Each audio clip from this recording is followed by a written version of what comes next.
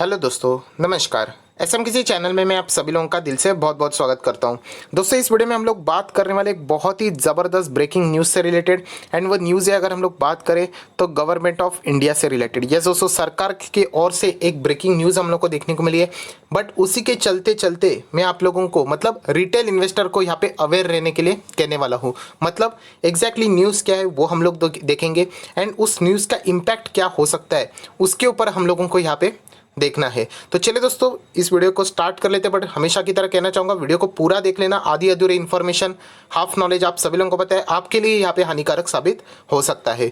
तो वीडियो को स्टार्ट करने से पहले जरूर कहना चाहूँगा, इस चैनल को सब्सक्राइब कर लेना, साथ में बेल आइकन को हिट कर लेना। सो ऐसे इंटरेस्टिंग वीडियो देखने के लिए मिलेंगे। एंड आप चाहो तो स्टॉक मार्केट क्लासेस इस चैनल को भी सब्सक्राइब कर सकते हो। लिंक ऊपर आई बटन पे या नीचे डिस्क्रिप्शन बॉक्स में, दोनों जगह पे आप लोगों को मिल जाएगी। लेटेस्ट वीडियो की बात करें तो आप लोग देख सकते हैं यहाँ पे 3 वीडियोस अपलोड हो चुके हैं। एंड वेदांता का डी लिस्टिंग से रिलेटेड दोस्तों बताना चाहूँगा, जिनके पास भी शेयर है दोस्तों, बहुत बड़ी लॉटरी आप लोगों को लगने वाली है। यस दोस्तों, इसीलिए मैंने कहा कि फंसना नहीं है रिटेल इन्वेस्टर ने। तो इस वीडियो को जरूर देख लेना। एक बहुत बड़ा आप लोगों को पैसा, आप कह सकते कि जैकपॉट भी आप लोगों को शायद से लग सकता है। सो एग्जैक्टली क्या बात है, नीचे डिस्क्रिप्शन बॉक्स में तीनों वीडियो के लिंक दिए है, आप चाहो तो वहां पे चेकआउट कर सकते हो। सो दोस्तों, अभी हम लोग आ चुके हैं बिल्कुल हमारे नॉर्मल स्क्रीन के ऊपर। एंड यहाँ पे जैसे मैंने कहा कि थियोरी के लिए ज़्यादा टाइम लगने वाला है, क्योंकि आप लोगों को मैं समझाऊंगा कि एग्जैक्टली न्यूज़ यहाँ पे क्या है। प्रेजेंटेशन खराब हो सकता है बट कंटेंट बहुत ज़्यादा इंपॉर्टेंट है। सो दोस्तों, यहाँ पे सरकार ने एक बहुत बड़ा फैसला लिया है। फैसला किससे रिलेटेड है, तो वापस वही डिसइन्वेस्टमेंट या फिर आप डाइवेस्टमेंट से रिलेटेड यहाँ पे कह सकते हो। मतलब सरकार की जितने भी हिस्सेदारी है कंपनीज में, वो यहाँ पे हिस्सा कम करने की कोशिश करने वाले हैं। देखा जाए तो ये न्यूज़ कोई नहीं है आप लोगों के लिए, ये ऐसा ऑलरेडी हो चुका है। बट दोस्तों, इस वक्त मेथड यहाँ पे बदल चुका है। यस दोस्तों, इस वक्त ऐसा मेथड अप्लाई करने वाली है सरकार, जो कि आप लोगों को पता भी नहीं चलेगा। एंड पता कब चलेगा, जब सब कुछ हम लोग कह सकते कहानी खत्म हो जाने के बाद आप लोगों को पता चलेगा, अरे सरकार ने यहाँ पे अपनी हिस्सेदारी बेच दी है। मैं एग्जैक्टली क्या बोलने की कोशिश कर रहा हूँ। एंड यहाँ पे रिटेल इन्वेस्टर क्यों यहाँ पे फंस सकते हैं, उन्होंने क्यों अलर्टनेस मेंटेन रखनी चाहिए, इससे रिलेटेड ये वीडियो बहुत ही ज़्यादा इंपॉर्टेंट है। सो दोस्तों, यहाँ पे मैं बताना चाहूँगा कि सरकार के बहुत सारे डाइवेस्टमेंट से रिलेटेड प्लान अटके पड़े हुए हैं। एंड उसी के चलते जितने भी जो स्टॉक थे पहले डाइवेस्टमेंट के कारण भाग रहे थे ऊपर, इनमें हम लोग को गिरावट देखने को मिली। अगर कुछ स्टॉक्स की अगर मैं बात करूं तो उनका डाइवेस्टमेंट डिले भी कर दिया गया, कोविड है, लॉकडाउन की वजह से इश्यूज है। सो ऐसे जितने भी स्टॉक थे वो हम लोग को नीचे ब्रेक होते हुए देखने को मिल रहे हैं। सो इसमें प्रॉब्लम क्या हो रहा है कि सरकार पहले अच्छा खासा पैसा कमाने वाली थी, वो अभी सरकार को वो पैसा नहीं मिलेगा अगर वो हिस्सेदारी बेचनी जाएगी। सो हम लोग को गिरावट देखने को मिलती है। अगर हम लोग बात करें ओएफएस की भी, तो ओएफएस में भी आप सभी लोग पता है, जब भी ओएफएस का अनाउंसमेंट हो जाता है वो डिस्काउंट पे ही होता है, ये भी हम लोग को पता है। मतलब अगर एक कोई शेयर 1000 रुपये पे चल रहा है एंड सरकार यहाँ पे अपनी हिस्सेदारी बेचना चाहेगी ओएफएस के जरिए, तो सभी लोगों को पता है ये जो प्राइस रहेगा डिस्काउंट पे रहेगा, शायद से 900 रह सकता है, 800 रह सकता है। तो सरकार की ओर मतलब उनके पास जो पैसा जाता है वो यहाँ पे हम लोगों को एक्चुअल जाना चाहिए, उससे कम यहाँ पे देखने को मिल रहा है। मतलब अगर कोई शेयर 1000 पे चल रहा है एंड सरकार अगर उसको ओपन मार्केट में बेच दे, सो डेफिनेटली 1000 रुपया उन लोगों को वहाँ पे शेयर में मिल जाएगा। बट ओएफएस के जरिए जब भी वो जाते हैं, सो 800, 900, 950, 850 के आसपास, मतलब पूरा पैसा उनको नहीं मिलता है। सो सरकार ने इसलिए यहाँ पे एक बहुत बड़ा बदलाव लाने की कोशिश यहाँ पे करने वाले हैं। एंड इसी के चलते जो रिटेल इन्वेस्टर है उन्होंने सावधानी बरतनी चाहिए। सो दोस्तों, सरकार इस वक्त जो हिस्सेदारी यहाँ पे बेचने वाली है उनके कंपनी में, उसके लिए वो एक अलग सा मेथड यूज़ करने वाली है। एंड वो है ड्रिबलिंग मेथड। यस दोस्तों, ड्रिबलिंग, ये वर्ड आप लोगों ने सुना होगा।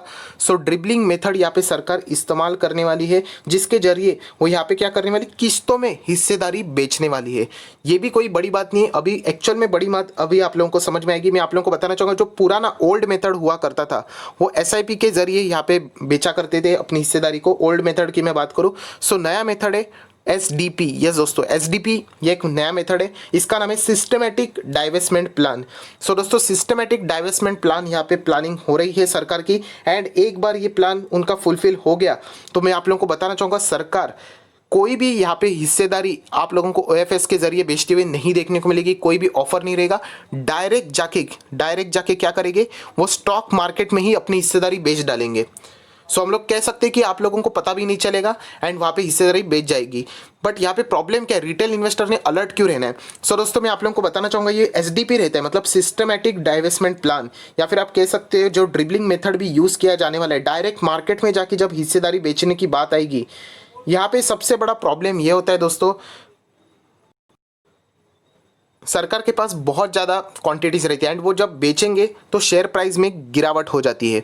सो चलिए, गिरावट भी हो जाना कोई बड़ी बात नहीं है, बट यहाँ पे रिटेल इन्वेस्टर अटकेंगे कैसे वो मैं आपको बताऊंगा। फॉर एग्जांपल, ये जो ड्रिबलिंग मेथड होता है उसमें एक टाइम क्या किया जाता है, फिक्स किया जाता है। फॉर एग्जाम्पल, अगर हम लोग एग्जाम्पल के लिए बोल दूँ तो दिसंबर तक, अभी फिलहाल चल रहा है अक्टूबर, उसके बाद अक्टूबर, नवंबर, दिसंबर तक हम लोगों को फॉर एग्जांपल एक कंपनी में 10% हिस्सेदारी बेचनी है। सो सरकार ऐसा तय करेगी, उसके बाद वो यहाँ पे टाइम भी फ्रेम भी सिलेक्ट करेगी कि अक्टूबर हो गया, उसके बाद अक्टूबर के एंड में हम लोग क्या करेंगे, 5% हिस्सेदारी बेच देंगे एंड नवंबर के एंड में 2.5% बेचेंगे एंड दिसंबर के एंड में 2.5, मतलब आप देख सकते हैं कुल मिला के 10% हिस्सेदारी उन्होंने बेच दी। बट वो बेचेंगे कब दोस्तों, तो बहुत ही एक कॉमन सेंस जो कि आप लोगों को पता होना चाहिए, जो कि आप लोगों के दिमाग में फ्लैश होना चाहिए। मतलब अगर कोई भी शेयर यहाँ पे चल रहा है, फॉर एग्जांपल ये शेयर का प्राइस मैंने बनाया एंड कोई भी शेयर यहाँ पे चल रहा है, क्या सरकार इसको यहाँ पे बेचेगी या फिर कोई भी शेयर यहाँ पे जा रहा है तो सरकार यहाँ पे बेचेगी। मतलब बताने का मकसद ये कि सरकार कोशिश करेगी जब भी शेयर हाईएस्ट प्राइस पे चला जाए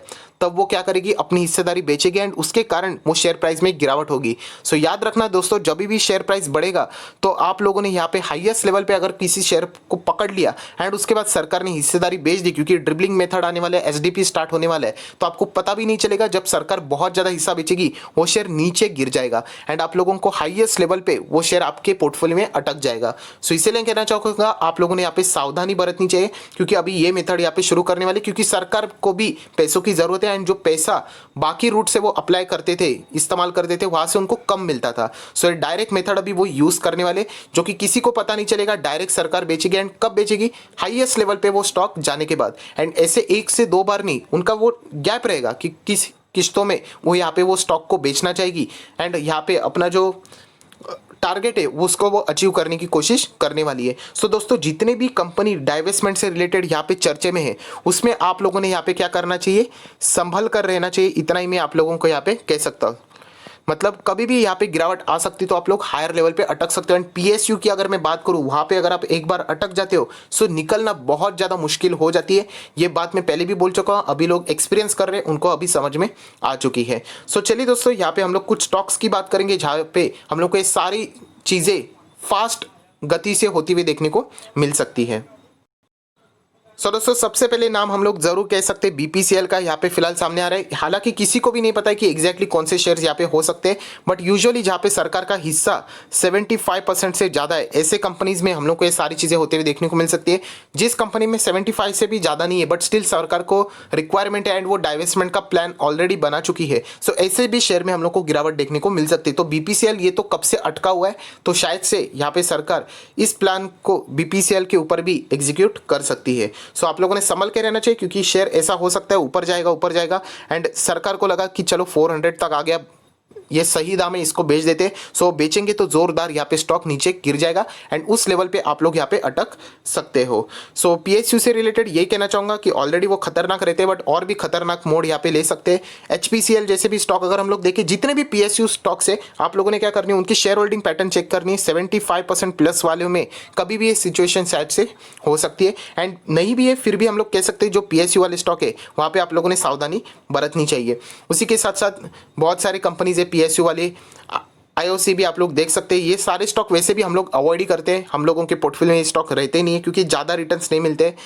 आप लोगों को सारी चीज़ें पता है। ओएनजीसी जैसे भी स्टॉक एक ज़माने में बहुत हाई लेवल पे थे, अभी डिविडेंड के चक्कर में बहुत सारे लोग इसमें अटक के पड़े हुए हैं। उसी के साथ साथ कॉनकॉर का भी नाम सामने आ रहा है, कंटेनर कॉर्पोरेशन ऑफ इंडिया। सो ऐसे बहुत सारे स्टॉक्स के नाम यहाँ पे आते रहेंगे। सो ओवरऑल कंक्लूजन यही है दोस्तों, आप लोगों ने खुद को प्रोटेक्ट करने के लिए पीएसयू से दूरी बरतनी चाहिए। मैं ऑलरेडी आप लोगों को बता चुका हूँ, बट स्टिल अगर आप लोग किसी भी पीएसयू में जाना चाहते हो तो ये बात अभी आप लोगों ने अपने दिमाग में फिट करनी चाहिए कि कभी भी वहाँ पे बड़ी गिरावट आ सकती है एंड वो गिरावट आ गई तो क्वेश्चन मार्क नहीं आना चाहिए आपके सर के ऊपर कि ऐसा क्यों हुआ, क्योंकि वहाँ पे अगर गिरावट आती है तो चेक कर लेना, गूगल कर लेना कि सरकार की हिस्सेदारी में कोई बदलाव तो नहीं है। अगर बदलाव हो गया तो समझ लेना कि सरकार ने हिस्सेदारी यहाँ पे ड्रिबलिंग मेथड से या फिर हम कह सकते हैं सिस्टमेटिक डाइवेस्टमेंट प्लान के थ्रू यहाँ पे बेच दी है। सो एक बहुत ही इंपॉर्टेंट न्यूज़ थी जो कि यहाँ पे मैंने कवर कर ली है, जो कि यूजुअली रिटेल निवेशकों के साथ ये सारी बातें कवर नहीं करता। तो सरकार का फैसला बहुत बड़ा है, उनको अच्छा खासा पेमेंट जरूर मिलेगा, बट यहाँ पे रिटेल इन्वेस्टर फंस सकते हैं। तो इसीलिए आप लोगों को अलर्ट करने के लिए ये वीडियो मैंने आपके सामने लाया है।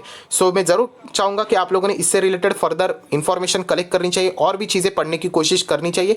तो आपकी ओर से भी यहाँ पे एफर्ट्स मुझे देखना जरूर चाहिए। सो जितना मेरी तरफ से हो सका मैं आप लोगों को अलर्ट कर दिया। अगर आपको वीडियो अच्छा लगे तो ज़रूर लाइक करना, जितने हो सके अपने दोस्तों के साथ, रिटेल इन्वेस्टर के साथ ये इस वीडियो को शेयर करना, क्योंकि पीएसयू में सबसे ज़्यादा खरीदारी अगर कोई करता है तो रिटेल इन्वेस्टर ही करते हैं। सो आई आशा करता हूँ ये वीडियो आपके लिए हेल्पफुल रहा होगा। So that's it, thank you very much दोस्तों, we will be meeting in next video. तब तक के लिए बाय बाय।